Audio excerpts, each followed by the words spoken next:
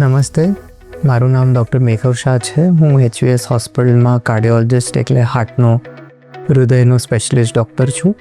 સો મારા પાસે ઘણા લોકો આવે પૂછવા માટે કે ડૉક્ટર સાહેબ હાર્ટ એટેક શું કહેવાય અને કાર્ડિયક અરેસ્ટ શું કહેવાય.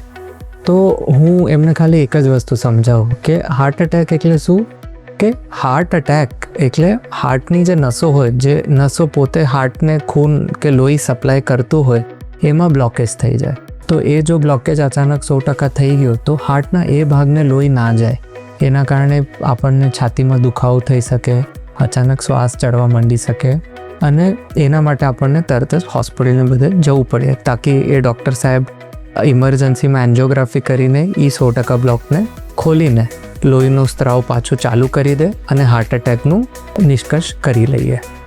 બીજી વસ્તુ એ છે કે કાર્ડિયક અરેસ્ટ શું છે. તો પછી કાર્ડિયક અરેસ્ટ એટલે હાર્ટ અચાનક બંધ થઈ જવાનું, કે હાર્ટ અચાનક કામ કરવાનું બંધ કરી દે. તો એ બેસિકલી કેમ થાય? ઓબ્વિયસલી હાર્ટ અટેકની કારણે કાર્ડિયક અરેસ્ટ થઈ શકે છે, પણ કાર્ડિયક અરેસ્ટ હજી ઘણા બધા રીઝન્સ થઈ શકે, પણ obviously most common reason heart attack છે. કાર્ડિયક અરેસ્ટમાં શું થાય, આપણે ટીવીમાં જોયું હશે કે પિક્ચરોમાં જોયું હશે કે એકચ્યુઅલી આપણા સગા સંબંધીઓનો ક્યારે લાઈફમાં જોયું હશે કે લોકોને શોક આપે. કાર્ડિયક અરેસ્ટ એવી સ્થિતિ છે, એ આપણે કહી શકીએ કે હાર્ટની ઇલેક્ટ્રિકલ ગતિ અચાનક ફાસ્ટ થઈ જાય અને હાર્ટ ધડકવાનું જ બંધ થઈ જાય. તો એ જે હાર્ટની ગતિ જે ફાસ્ટ થઈ જાય એને આપણે શોક આપીને એને સેટલ કરીએ અને આપણે CPR ચાલુ કરીએ. CPR એટલે કાર્ડિયોપલ્મરી રિસસિટેશન. આપણે કંઈક સાંભળ્યું હશે કે કોઈ શ્વાસ ના લેતું હોય કે હાર્ટ ના ચાલતું હોય તો આપણે હાર્ટને પંપ કરીને એના ધબકારા ટેમ્પરરી વધારી શકીએ જ્યાર સુધી આપણે એમને હોસ્પિટલ કે કોઈ ડૉક્ટર પાસે લઈ ના જાય. સો આ બેસિકલી હાર્ટ એટેક છે અને આ બેસિકલી કાર્ડિયક અરેસ્ટ છે. કાર્ડિયક અરેસ્ટનું most common reason heart attack જ છે.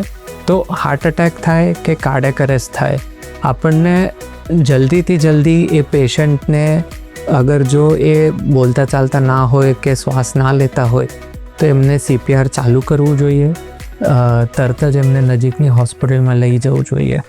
અને જો હાર્ટ એટેક હોય અને પેશન્ટ ચાલતો ફરતો હોય પણ એને છાતીમાં દુખતું હોય તો આપણને